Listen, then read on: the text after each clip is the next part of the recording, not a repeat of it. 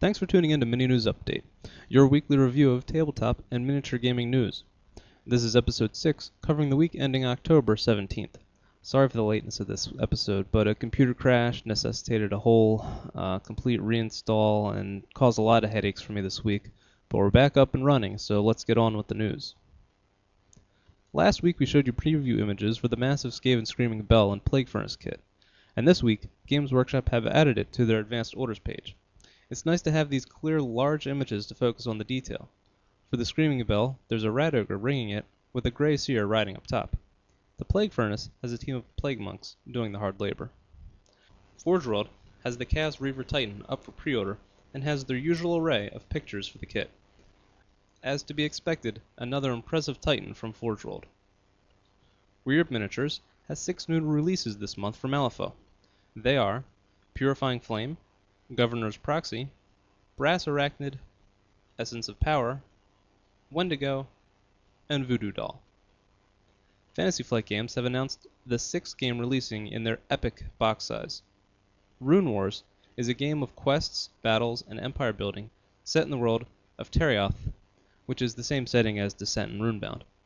This game is purposed to be a successor of sorts to one of the original Fantasy Flight games, Battle Mist, but is being completely retooled, and it's going to fit in line with the current game design philosophy they held. Also in Fantasy Flight game news is the cancellation of the Arkham Horror Investigator miniatures that we showed you last week. Overwhelming negative feedback from their fan base dissuaded Fantasy Flight from going forward with their planned release. That's a pretty quick turnaround, but it's nice to see a company take their customers' concerns so seriously. Dragonblood Miniatures have set up pre-orders on their website for the Cephalid Telepath, and they've provided some wonderful looking shots of the painted miniature. They've also shown some work in progress shots of the Dark Mariner's Leviathan. Like the Telepath, Bob Ollie is sculpting this beast. It'll top out at over 40 millimeters high and should be ready for pre-order in about 2 weeks. Ramshackle Games have posted a preview of a gang from their upcoming Nuclear Renaissance post-apocalyptic game. The Wasteland Wasters are featured and will be one of 3 gangs available within the starter set. No word yet on when these will be released, but they're hoping around January.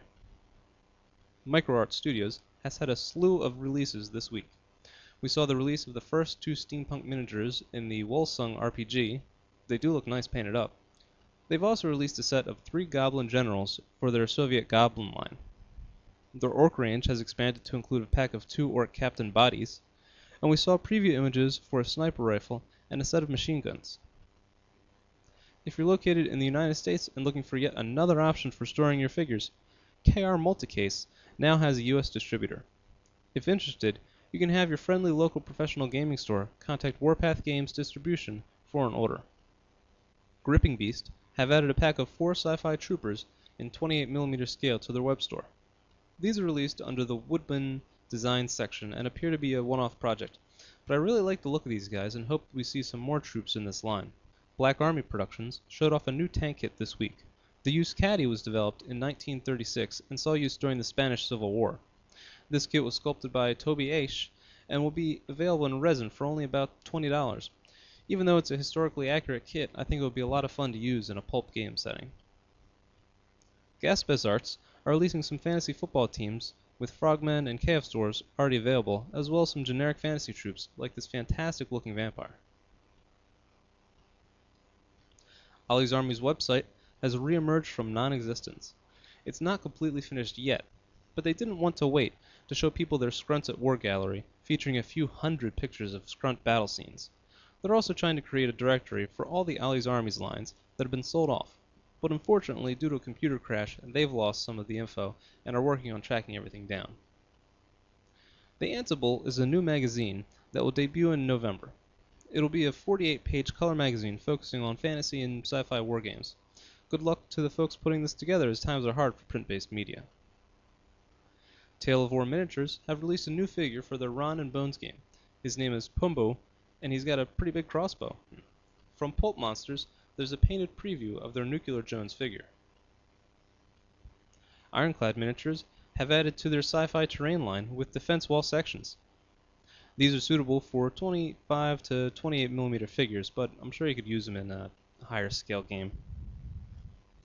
If you're wondering about the future of Heldorado, you should head over to the official forum at heldorado-forum.com. Cypher Studios has taken the time to answer a series of questions that have been asked by fans of the game. Well, that'll wrap it up for this week. Sorry for the lateness. It was a crazy week with the computer crash, and then we were getting ready for my daughter's first birthday. And because of all that, just didn't have the time to get the show done like I wanted to. So we're going to have to miss all the news for the week ending on the 24th, and we'll pick up next week with all the news from the week ending on the 31st. Thanks for watching, and as always, if you want to get your news on a daily basis, feel free to check out Tabletop Gaming News or the Miniatures page. Both sites are well worth a look if you love miniature wargames.